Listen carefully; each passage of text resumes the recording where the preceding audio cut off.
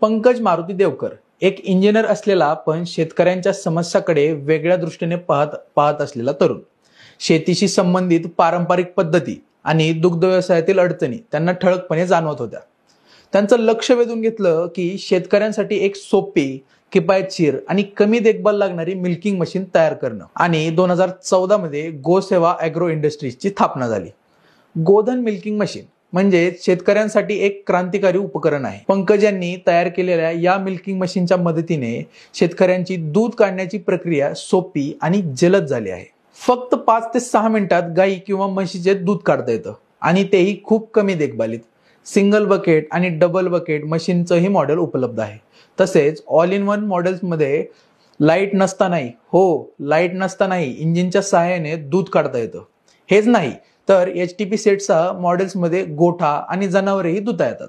त्यांच्या कंपनीने 10,000 पेक्षा जास्त शेतकऱ्यांना दिलं आहे हे अद्भुत उपकरण आणि त्यांची वार्षिक उलाढाल आहे 10 कोटींपेक्षा जास्त. गोधन मिल्किंग मशीनच्या यशस्वी प्रवासात पंकज यांनी स्थानिक तरुणांनाही रोजगार दिला आहे. गोधन मिल्किंग मशीन एक फायद्याचं उपकरण आहे जे शेतकऱ्यांच्या दैनंदिन कामांनाही सुलभ बनवतं आणि त्यांना आधुनिक तंत्रज्ञानाचा लाभ घेण्याचीही संधी देतं. आणि अशाच उद्योजकांच्या गोष्टींसाठी आहे आपली सिरीज मराठी उद्योजक.